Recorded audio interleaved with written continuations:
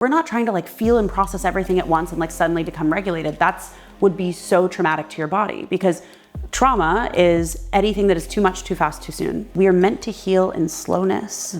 And so what we're actually doing is expanding our window of tolerance to feel and to be in the body. I am a like somatic embodiment facilitator, teacher, coach. Everything I do is based in nervous system regulation. You know, everything that we talk about in the spiritual world, getting connected to your intuition, right? Being able to trust yourself, being able to surrender, all of that actually comes from being able to be embodied and be able to have a regulated nervous system in order to be connected to yourself in that way, and also be connected to spirit. So take a lot of spirituality and bring it into the 3D, and yeah, it's been such a beautiful journey. Hey, I'm Taylor Davis. Welcome to Wildly Satisfied. I hope you enjoy the show.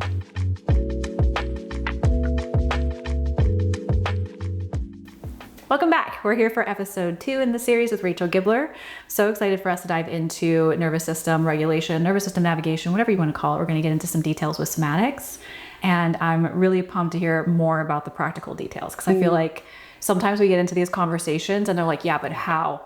How do we do this? And I know how is always a question with people whenever they're like, feminine business, how do I do that? And I'm like, cool, we'll get into that in the next episode. But when it comes to somatics, when it comes to some of the things that you mentioned on the last episode that you went through, let's dive into some of your processes. Okay, great. Yeah, I love this. So I know on the last episode I mentioned that I was in 3 months of isolation, and that was for my own healing journey. And the process that I teach now came out of the 3 months in isolation, just understanding the arc of what it is that I went through. And so, you know, as I mentioned, like, being in the body and living in a chronically dysregulated state, shifting into a place of what they call ventral vagal, which is like the state of aliveness, the state of joy, the state of play, the state of curiosity, which is like what you see most children in, right? And then over time, our body learns to just be chronically dysregulated or chronically in fight or flight.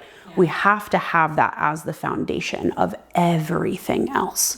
And so how do you know if you're living chronically dysregulated, right? A phrase that I love is overthinking is underfeeling. Ooh, I like that. Yeah. Okay. So I didn't make that up. I heard that somewhere and I was like, this is so good.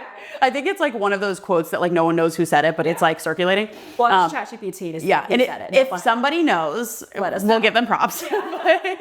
Yeah, overthinking is underfeeling, and that's the kind of basis of dysregulation. So anytime that you notice that you are in your head constantly, you're overthinking, you're constantly stressed out, anytime that you're living in the past or ruminating about the future, you're in the story, you are in dysregulation.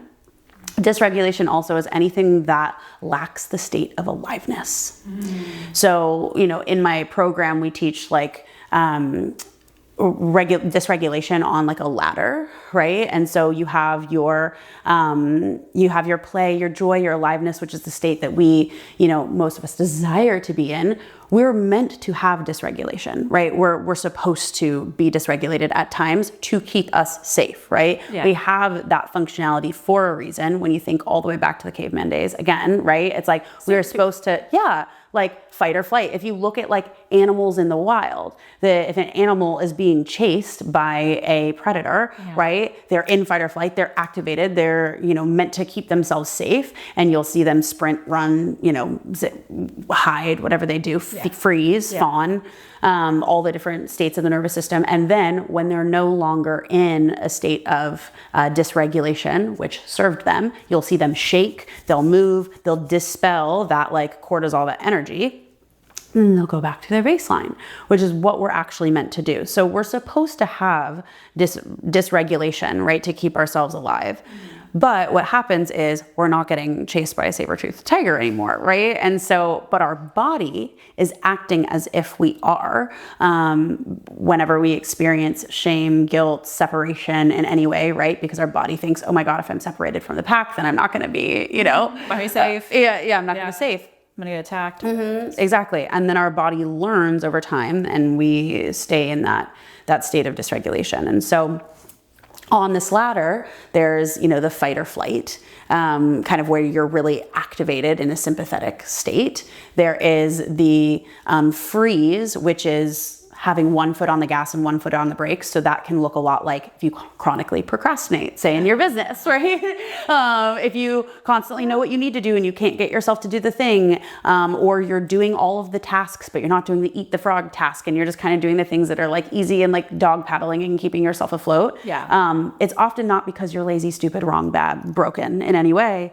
It's that you're in a state of dysregulation, and your body is trying to keep you safe. It's like something, is it close to functional freeze? Yes, that's exactly what it is. Or dysfunctional freeze or whatever it is. Yeah, functional freeze. So, yeah, exactly. So being in freeze is like you feel activated on the inside. So you're in a sympathetic state, but you're frozen on the outside. And again, you could still be functional in your life, but you're not actually doing the things, like you're not operating from the state of aliveness. And then the last one, which is usually can be often the most challenging one to move through, is dorsal vagal shutdown, which is fawn or collapse. Yeah. Right. And so that's when you are in freeze, but your body's so tired of being activated that you fully go into collapse, which that can be like depression, full burnout, things like that. Can't get out of bed, can't move, or you could still be in a functional, shutdown as well. Yeah. And every single nervous system state has a story that goes with it. So you can know what state you're in based on the story that your mind is telling. Ooh, okay. Yeah, which is really, people don't know that, No, right? I've literally never heard this before. And I worked so much with like burnout. I've worked with different like nervous system regulation and trauma experts. Yes. So I want to know this. Yes, so much. totally. So, every single state has a different story attached to it, has a different, like literally posturing in the body, like all of the different states have almost like a complete personality, beliefs about self, beliefs about the world when you're in that state. And so when we think like the mind informs the body, right? And that's the top-down approach. Well, the body also informs the mind. So when the body is in a certain nervous system state, it's giving the mind stories. It's happening simultaneously. So but when you're blended with that part of you, you're not actually realizing that this is a nervous system state. Yeah. So you think it's just who you are. Yes. But it's not who you are. Right. It's how you're behaving because something is going on inside of your nervous system. Exactly. Yeah. That's exactly right. And we can get into parts work and all that kind of stuff because it's different parts of you have different nervous system states. Yeah. So this is everything that I teach in my program. I love this. So like a dorsal vagal, so a shutdown state, a full collapse state, your belief about yourself is like, oh, it's never going to work out. So let's say in business, so people in business, right? So let's use this because this is a great example for anybody in entrepreneurship. And also know, like, you might have your habitual patterning of what states you typically fall into. So some people might really go into fight. And that's like their state that they typically go into. Some people immediately go into damsel in distress collapse, right? So it just depending, and in relationships, you might go into fight, but with your business, you might go into collapse. So different elements of your life elicit different nervous system responses as well. Okay. So everybody's different as well. And so anyone listening to this, you'll probably start to see yourself in this a little bit. So, say, with your business. Say you try to do all the things, you're running in overdrive, you're freaking out, and you're like, oh my God, we have to get this done and this done. You're in a state of flight, right? And then you get overwhelmed by all the tasks that you have to do, and then all of a sudden you're like, fuck it, I don't care at all. And you go into collapse, right? Yeah. So then when you're in collapse, you shame yourself, and the story could often be like, this is never gonna work. Why is everybody else seem like they can do it and I can't? This is like so hopeless. Like and you get into like almost that state of depression. So the story in a collapse state is hopelessness about yourself, hopelessness about the world, hopelessness about the state of your business, like whatever that is. And maybe you only stay in that for a day or for 48 hours. Maybe you stay in a month. Like it kind of depends on like the severity of what the circumstance is, right? I literally had someone, and this is not in any way shaming the person. I always say like in this state, because I've had this too. I'm like, I'm so dramatic in this state. Totally. It's like so, everything is falling all apart. consuming. Yeah. And I am somebody that is a big feeler on the whole spectrum. I think I'm pretty intense with everything I feel. So like I always tell people, I'm like, I have there's nothing you can tell me that I have not felt, said to myself or experienced. Like, I do this work because I need this work. So, you know, and it's gotten better and better and better over time, obviously. Like, I rarely fall into that now. That's super rare for me, but like, for years, I was in a dorsal vagal collapse state, you know, especially after breakups. Oh my God, like the amount of time, and I would self-medicate and numb for like a month and lay in bed and be like in complete collapse. This was, you know, in my early 20s, but still, like, I really, really relate to people in this way. So that was a habitual pattern for me. For some people, you know, let's give relationships, for example, they get activated by their partner. And again, as we know, it you know, mirrors some type of relationship from childhood with a caregiver, a parent, right? And the habitual patterning is to go into fight. So, you know, you end up, maybe the story is they're judging me, like they think, you know, XYZ about me. I can't believe that they would do it. Like, and the story is like, what the fuck, you know, like, and I have to protect myself, right? The world is out to get me, like, or this person is out to get me, or they, like, I'm so misunderstood. And like, going into that could be a story of a fight response in dysregulation. So again, anything that is lacking a state of connectedness, aliveness, joy, but like just aliveness and connectedness to ourselves and the world around us, that is the only time that we're actually in a regulated state. Is when we're in a joy. Is when we are in a state of connectedness and aliveness. Yeah. And that will also be mirrored in gratitude, be mirrored in your ability to connect with people, mirrored in your ability to feel grounded in yourself, ability to feel surrendered to the unfolding of life, to not have to figure it out, to be trusting, to be able to hear your intuition, to be able to connect to your body. We're in a state of regulation. Yeah. Everything that's outside of that is dysregulation in some way. I feel that. And I feel that so much. Yeah. Yeah. And it's interesting because I've had conversations lately because there's been a lot of burnout recently. And so many times I've had the conversation with all these amazing feminine entrepreneurs that they're like, I feel like I'm constantly in a burnout. And I was like, yeah, it's hustle, it's dysregulation, it's that. And I go, what's going to happen a lot of the times, like when I work with them, right? While I am not a somatic therapist, I have none of those things. We obviously talk about these things because it's like how you're navigating stress. And even when we put all the things in place, all the systems, the team, their partner is doing well, like they're having so much fun, everything like that, right? Everything's like, oh my God, it's everything that I needed to actually put myself in a regulated state that was causing this dysregulation. And I go, yes. And what's about to happen is that because you're so used to being dysregulated, you're gonna blow it up. You're gonna blow it up. You're gonna fuck some shit up. Yeah. And there's gonna be something that happens. Yeah. And then your body is gonna want to go back to that state that it knows so well. Yeah. Because you're just so used to it. Exactly. But it's like it takes just a little bit of reprogramming to get there. But it's like, so even when you have all the things, guys, it's not gonna be like, bam, I'm a membrane person. Yeah. You have to get used to a new reality. 100%. And you got to get your body on board with that too. So I love this. The stories for each level. That's amazing. Yeah, no, it's great. Like when you start to actually understand, like you can tell what state you're in based on the story that your mind is telling, based on the feeling in your body. And for different people, they're going to be able to have access points in different ways. Like some people are like, I have no idea what my body's even telling me, which was me for many, many years. So understanding it through the story was really helpful.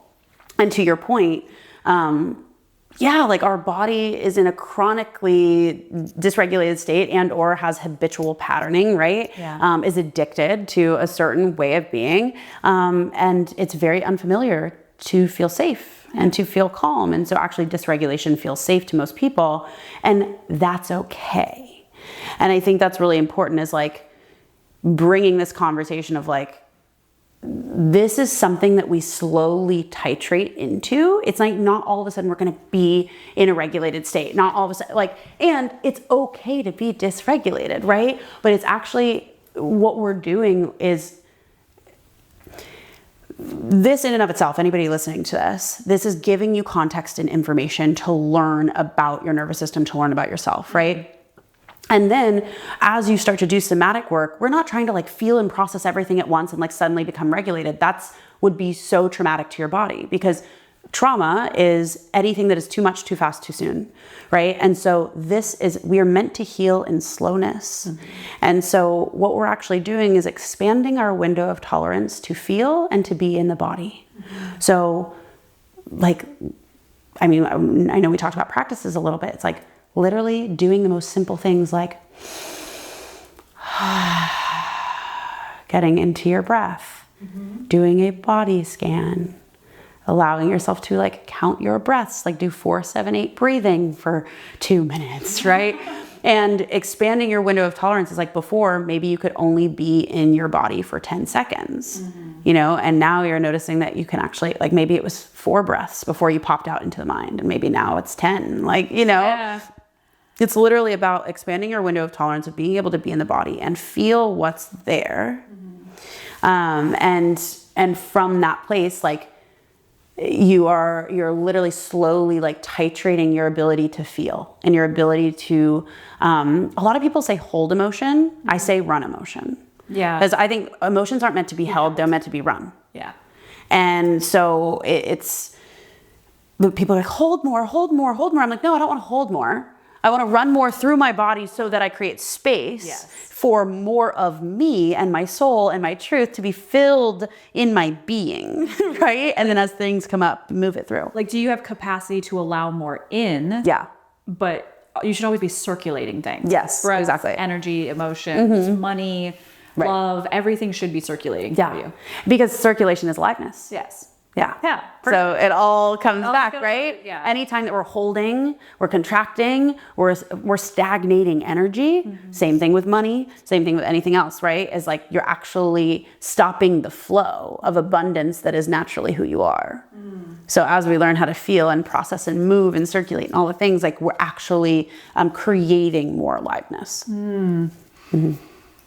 I love this conversation so much. I'm over here like, okay, my brain straight goes into, you should just have a product just about that with the different stories for different things. And I'm over here like going into business mode. Yeah, I know, right? I was like, well, because I get really turned on when I see someone like in their joy of the work that they're doing. And I'm like, oh my God, this, and this, and this. Because that's something that people don't talk about. The stories of the different states that you're in. And that's how you know, because even we don't know the language of our body because we're not taught the language of our body. Exactly. And so I love that this is something that you're doing with people because we just are not taught this. Yeah. And I'm glad that we could actually bring this to the media platform because if I had known this, and I think this is probably the same for you too, if we had known this when we were younger, how different would life be? Yeah.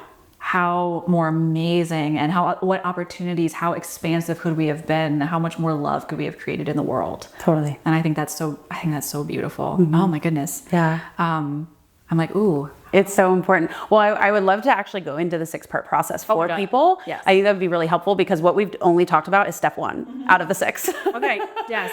So I have a 6-part process that I take people through. I've run it live if we're talking about business, I've run it live 2 times this past year, and this was what was born out of isolation for me. And I went back and did the whole integrative somatic trauma certifications and all of the, learning about the nervous system and getting certified and all that stuff. But for me, the place that this was born from was not a certification. It was not a classroom. It was not an education. It was literally my own embodiment of the work. And so this process I truly believe is the foundation for literally anything, anyone in their life, business owner, or like it's the process of full healing to me. And again, we're still like moving, developing it, adding more to it. We're probably going to make it a passive course this coming year with Allie. Yay. Allie's my right hand business everything, which we'll get into team in the 3rd one, because that's helped me so much in feminine business. Yes. However, so the 6-part process is regulate, release, reparent, rewire, repattern, and rise.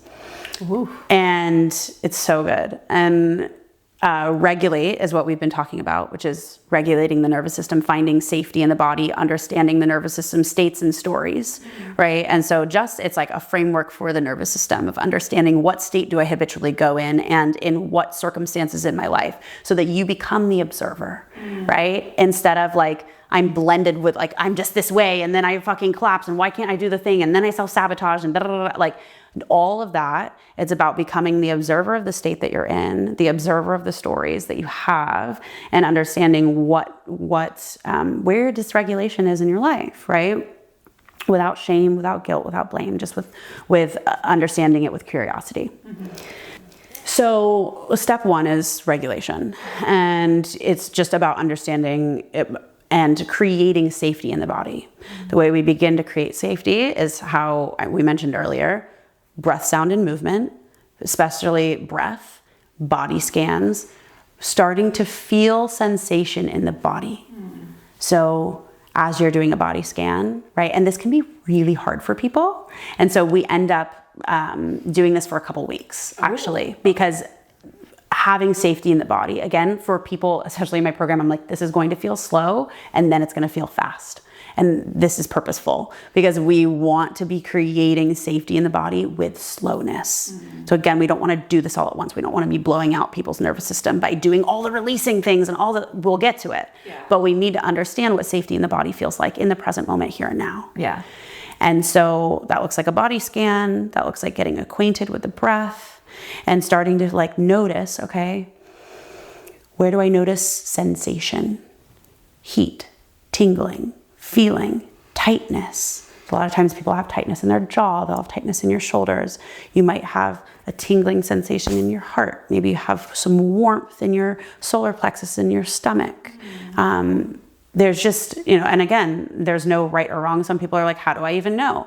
Well, you might have lived dissociated for a really long time. So maybe your practice is doing a body scan every single day. People, what is the most simple is always the most profound. So I think people always look like, what's the next modality? What's the biggest thing? Like, what's the thing that's going to give me the big breakthrough? It's like, actually your breakthrough is sitting here and being with your body every single day, over and over and over again. That's going to be your most profound transformation. Yeah. And people don't understand that. It's like, actually, they say in meditation, and this is what Allie's actually told me. She's a beautiful meditation. She's just amazing. Allie Flenner, everybody, shout out. And she's like, the most advanced meditation technique is a body scan. And it's like, that is simple. Like, people are looking for this really overcomplicated answer, and it's like, actually, it's right here in the present moment. It's being with your body, because it's in your body. How can you expect your body to be with you if you won't be with it? Oh, yes. Oh my God, chills. So good. So good. Yes, exactly. It's getting reacquainted with that relationship, because it's a relationship, right? Same thing with your relationship with money. Same thing, your relationship with men or your partner, right? It's like, if you don't tend to it, if you don't love it, if you don't nurture it, ask it what it needs. Like, how do you think that relationship's going to be? Yeah. Just like with anything else in your life. So your body's the same. Are you being avoidant or anxious with your body? Yeah, totally. With attachment. Yeah, right. Like, how are you, how you're relating to your body? How are you treating your body? How are you speaking about your body? What are the stories that you tell about your body? And so it's about the reacquaintance and creating safety in the body. So that's always step one. Step two, in the release week, we go into somatic release tools. So once you begin to get acquainted with the sensations in your body, oftentimes those sensations can come with feelings. Not always if we're really numb, but also numbness is a feeling. It is. Yeah. So when you start to get acquainted with what's there, there's typically emotion that lies underneath the surface. And so then we get into somatic release tools to move that energy through the body. So again, in somatic work, breath, sound, and movement, that's all you have to know. And you could intuitively do also, like, all somatic work. We're all doing somatic work all the time, like in breath, like everything is somatic, right? Yeah. But that looks like shaking. That looks like, we do anger and rage release, which is like hitting a pillow, screaming, right? Like sound, saying words of things that you haven't said or haven't felt. Like, for everybody, it's going to be different. Yeah. But yeah, we do like pillow hitting and shaking and tantrums and like letting out the different emotions through the body. Yeah. So we do a lot of somatic release work. And then inevitably, when you start to release those emotions through the body, you'll have different parts of yourself that will be activated or that will come online, that are asking to be reparented. So that's why when we go into the reparent work in week 3. And so a lot of what I actually teach and what helped me so much and what I did with my therapist was internal family systems work, which I don't know, have you done any of that stuff? Okay. Yes. So IFS has absolutely changed my life. And basically take IFS and your standard like reparenting that you think of, like reparent your inner child. It's like a lot of people, They love the buzzwords. talk about that, but it's like, what does that actually mean? Yeah. What does that actually look like, right? And so in IFS, it's basically the understanding that we are all kind of have like multiple personalities or multiple parts of ourselves that are online and either conflicting or like in cahoots with each other at any given time. I don't know how else to say that. So that's why you'll be like, well, a part of me really wants to start this business, and like a part of me knows that like I'm meant to serve and I'm meant to be out there, but another part of me is like really scared to put myself out there online and like doesn't want to like own it and like is so afraid of judgment. And another part of me is like so afraid that like, what if I fail and what if this doesn't work? And so all of those different parts of yourself, all with different personalities, all with different belief systems, all with different nervous system states and stories. Oh my goodness. Because I'm resonating with this right now. I'm like, oh my God, I have all 3 of those parts right now. Totally. Yeah. Right. Yeah. Yeah. And so we map the different parts of ourselves. Okay.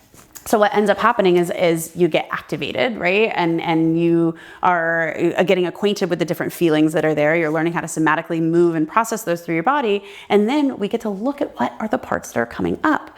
And so there's different parts of the body and being that you'll have, let's say, if we map the parts, most people have some version of, I have a procrastinator part.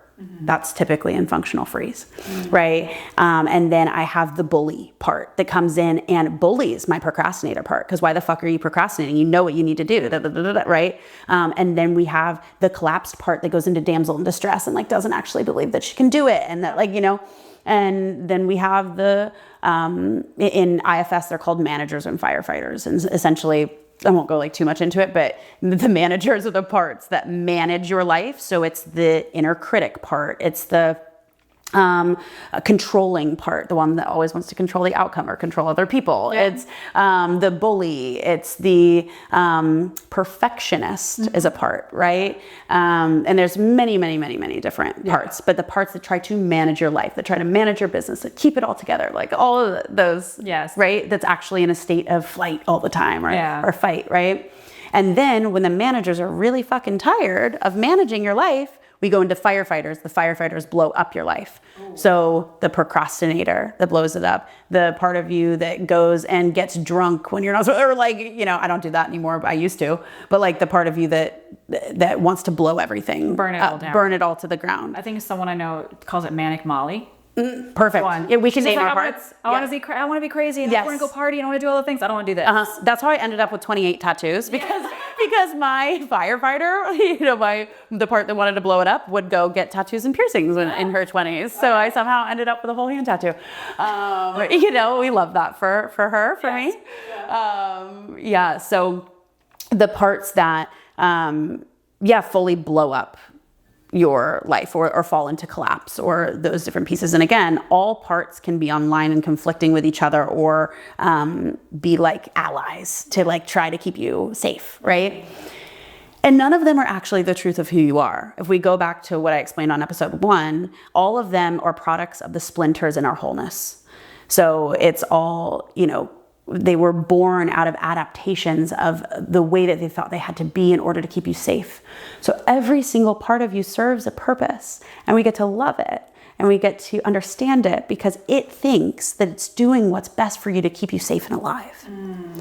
And so in the reparenting aspect of this, we look at the different parts of understanding that they're just simply wounded children that created an adaptation to not be shamed, bad, wrong, or broken. And they're protecting the exiled parts of you. So the managers and the firefighters, those are like the face, right? Those are like the things that protect you. Yeah. And they're protecting you from the feeling. They're protecting you from the part of you that felt bad, wrong, broken, shamed, not enough as a child that was like, I'm never going to feel that again. Yeah. And so I'm going to therefore create an adaptation, a part of me that procrastinates, a part of me that manages and controls, a part of me that is a super perfectionist, right? I had someone tell me, they're like, for me at least, what came out was, can you lay down the armor? Can you lay down the sword? Because all my people were like Viking warriors, and like they were all like badass swordsmen and stuff like that. Like I watched Buffy a lot when I was growing up. Okay, love it. So it was great. They were all like badass fighters and witches and stuff like that. So, yeah. Well, and that's what it is. It's right. Can I lay down the mask of the part of me that has to defend and protect? Yeah. And can I actually reveal, and this goes into feminine work, can I reveal the feeling, the tender feeling that's underneath? And we only feel safe to do that when we feel safe in our own body, which comes back to creating safety in the body and learning how to regulate your own body and being, which is why I do so much work with safety in the body first before we go into this. Yeah. So in the reparenting is my favorite module. It's the biggest module that we do. Like we could spend an entire year on this. But it's learning where your protector parts come in, and also learning how to feel what's underneath and hasn't been felt. And in reparenting, when we bring in love, compassion, curiosity, that is what our inner child actually needed from our parent or our caregiver at that time. And that's also what those parts need from us. Yeah. So whenever we shame a part of ourselves, I don't want to feel that. Anytime that you don't want to feel something, you're actually telling it that it's not okay to be there, and that it's not safe, or it's not right, or it's wrong in some way. And so instead, the practice becomes, how do we invite that part in and love it? How do we love our protector parts? How do we literally invite them in and welcome them to have a seat at the table and get curious, because they all have a gift for us. So it's learning, how to, and then reparenting what's there, feeling, using the release tools, processing what's underneath, letting yourself hold yourself in that. And that's actually what active reparenting is of the self, is welcoming it in with loving approval and compassion. Yeah. It's huge. Wow. Yeah. Oh my God. Okay, so that's two. Those are the first three modules. The first three modules. I was like 1, 2, 3. Okay, you got more. Okay. That was the biggest one though, but the rest of them I can go quick on these next three. But it reminds me of the last one, and then I would love to hear the review. It reminds me of Inside Out. The movie Inside. I haven't seen it. Oh my God. So I haven't seen it either, but all I see is clips of it. And the second one, anxiety, comes in. Okay. Like they all have like switchboards, and it's each one like anger, and then there's sadness, and then there's joy, and then they're all individual little beings, like parts. And then in part 2, she becomes the person that becomes a teenager. And then suddenly there's a new person in this control room, and they're like, who are you? And they're like, my name's anxiety. We're going to do this and this and this and this. Oh my God, you got to go watch it. Oh my God, interesting. I just see parts of this movie, which is funny considering what we're talking about. But I've only seen parts, and I'm like, this is so accurately like described. And then what you're describing, I'm like, damn, you need some like memes around this. Oh my God. Okay. It'd be perfect for you. Wait, I love that. Yeah. I'm going to have to check it out. Yeah.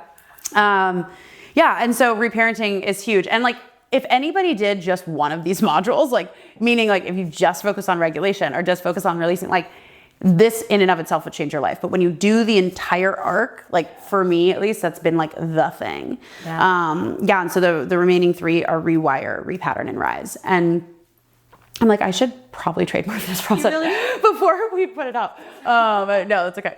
I trust. So most people in the subconscious reprogramming space, right? Or like you think of like clinical hypnotherapy, or you think of like I'm a clinical hypnotherapist, so I'm like not even like hating on this. It's great. Like all of these different modalities are perfect. Yeah. And like for me, I'm interested in like what is the core to all of this that is going to heal, right?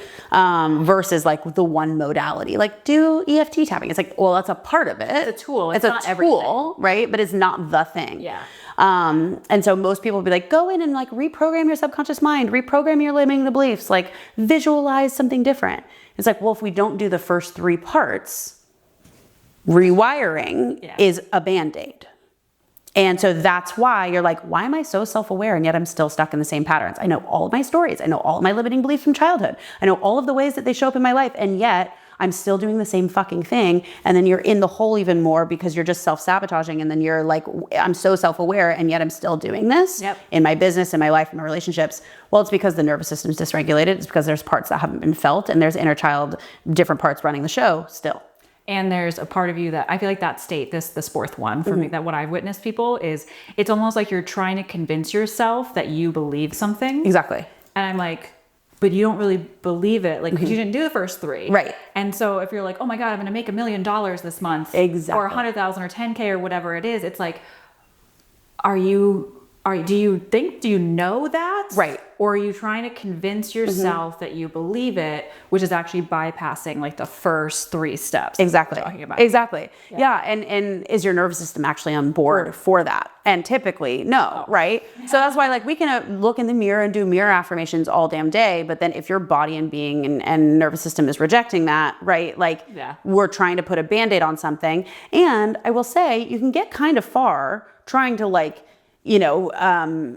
convince yourself in those ways. Like that's why I got the vision board reality and realized that I couldn't feel it at all. And it's like, oh, well, because the exiled parts of me that still felt bad, wrong, and broken were still running the show and just were insatiable trying to like get the stuff to feel better or like, receive the validation in some way. And I didn't even know I was doing it. And that's why it wasn't until I suddenly like, hit all the milestones that I realized it wasn't the key in the ticket to what it was that I was actually looking for, which was connection, aliveness, and growth, and like, all of that. Enjoying your life. Enjoyment. Yeah. Being wildly satisfied. Yeah. Literally, like. Yeah. Yes. Exactly right. Exactly right. So that's why the 4th module is rewire, because again, I'm not negating subconscious reprogramming. We have to do that work. It's great work. And it's only 50% of the puzzle. And so that's why most people talk about, reprogram your subconscious, like manifest the things, like do the affirmations. It's like, well, unless we do the first things, that's not actually going to stick. And so in Rewire, we talk about subconscious reprogramming, and also in reprogramming your attention and also letting it land in the body. So again, what is simple is most profound. And so it is gratitude. It is finding what we call glimmers, which I learned from Deb Dana, who is one of my nervous system teachers. And she talks about this concept of glimmers, which is like finding moments of ventral vagal, meaning the nervous system state of aliveness in your life. So finding aliveness, moments of aliveness in your life that are unexpected and like make you feel, the word is escaping right now, but it's like, they have to be unexpected and something else, but it's like kind of like warm, like the warm, like, fuzzy feeling. Yes, like that. Yes. Yeah. So it could be like, I saw a little chipmunk like running across with a nut, and you're like, oh, or like a baby at the grocery store smiled at me. Yeah. Like little tiny moments of ventral in your life. And so so I talk about subconscious reprogramming, not just from like your limiting beliefs, but actually from reprogramming the body. Through finding moments of ventral throughout the day and breathing them in and like letting them land in your system. Because again, we're like titrating ourselves out of fight or flight and chronically dysregulated states into expanding our tolerance for living in a state of aliveness. I love this. I love this so much. Yeah. I was like, okay, give me the last 2. I'm like, start for this. I'm like sold. I want all those modules. Yeah. Oh my God, they're great. I'm really thinking, Allie and I were literally talking this morning. We're like, this needs to be like a much more robust program that's like passive. And so I think we're going to rebuild it because I wanted to test it first. Like, as you know, like you always want to test and I tested it. We had 100 people go through this process in 2 rounds. Yeah. And it was just like amazing. And I took a group of incredible women through it where I taught live and I'm facilitating live. So it was always like some type of blend of like teaching, facilitation, and hot seat coaching, depending on like what we were doing. And this was it was an 8-week thing. So it could be like a lot longer with like so many more practices. And I think that's what we're going to do in the new year. We'll like sit it down. So then, you can totally like, be a part of it. This is probably coming out in the new year. So go check her out. Great. Yeah. We'll see where we're at this point. And this is the work that I do at my retreats as well. Oh, so all of this stuff we do in person at the retreats too. So it's just like fucking amazing. I love this. So then the last 2 modules are repattern, which is about repatterning the body and the nervous system to be able to hold what it is that you're calling in. And so we actually I do facilitation of somatic practices, where we're actually like feeling and releasing. okay, how do I explain this? The body holds tension patterns based on like how we, like our belief systems, like our like shoulders can hunch over. So if you think of like when you're in shame, you typically close, right? And so what we do is I take people on an arc of like actually feeling into like the different patterns and stories and beliefs that have held them back, and take the posture of that in their body. And then we somatically break through it and open through it and like start to pattern what it feels like in the body to actually like expand and receive more. So it's like a visualization with actually like somatic repatterning work. And it's all to music that's like in a crescendo, and it goes with it. Like it's a whole journey. It's very precise. So that's actually an experiential module, which we'll build out more when we do it in the passive version, but it's about like understanding how to repattern your body to be able to hold more, and like really visualize like, and like how would I show up? Like even think of, when they tell you before an interview, like put your hands on your hips and like open your body, like that's repatterning the nervous system in the body, and it's like sending signals to the brain. So it's like we're doing experiential work in repatterning. It's like power posing, and it's just retraining your body. Yeah. Physically, exactly what you want to experience externally, internally. So exactly, yeah, because as we know, the mind informs the body, but the body informs the mind. So actually, how are we taking the shape of the expression that we actually want, and how do we begin to start practicing that? I love that. And so that's an experiential module, which is beautiful. And then Rise is all about our relationship with trust, devotion, and surrender. Oh, I feel that a lot right now. I love this. Yeah, and so the hardcore bulk is the first 4 modules, and then we go into like actually repatterning the body, and then we look at, okay, life is going to be uncertain, right? We're actually always in relationship with the unknown, and so how do we fully like allow ourselves to find safety in that surrender? How do we actually live from a place of, and a lot of this is also feminine work, devotion instead of discipline, which I know will lead a lot into probably what we talk about in part 3. Yeah.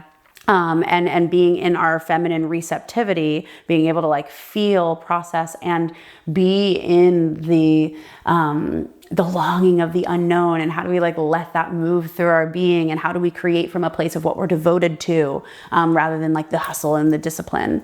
And then when you go through the whole arc of all 6 modules and processes, they become almost like an infinity symbol. Yeah. So this is all a process of like, you could go through this entire process in a moment, like in a few minutes, right? It's like, oh, I'm activated. Okay, my nervous system is dysregulated. Let me open to let myself feel that. What part of myself needs loving, compassion, and reparenting in this moment?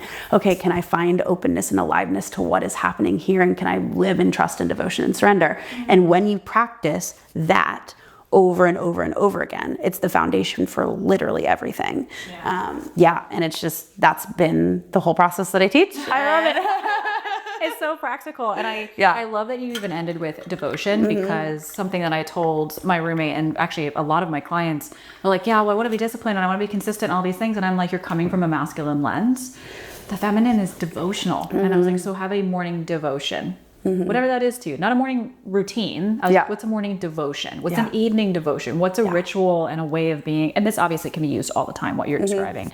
But I'm like, there's such a different essence to how we talk about things in the feminine, instead of what we've been taught so much in the masculine. And so I feel like we could go so much deeper into this. There were so many good pieces. Like, I love that you shared all of that. That was beautiful. And I feel like we'll go more into the feminine embodied leadership in the next part, which I'm really excited for. But I think that was a lot to digest. That was a lot of information. I threw so much at you guys. It was so beautiful. Okay. I was like, yes, give it all to me. And so I'm glad that there was like the practicality, and like, if there's anything that anyone wants from that, please, there will be links in the show notes and everything. Go and buy it from her. Like, amazing. I'm over here like, how do I buy it right now? Yeah. Oh my gosh, I love it. Well, we'll have, I think I'm currently in this moment, people can buy the last round of Expand, but it is me teaching live with students. So they get this whole process, but then eventually we will do the the passive one that's going to be like built out a lot more. So we'll do both, but depending on when this comes out, either way, you'll have some type of link in the show notes for people to be able to go through it. Yeah. I'm so excited for that. Okay, well, for the next episode, we're going to dive into embodied leadership in a feminine business, and I can't wait to talk about it. Yay. Thank you so much for listening to this Wildly Satisfied production. I hope you enjoyed the show, and we would love it if you would share it with someone that you love, leave a review, or come tag us on social media at Wildly Satisfied.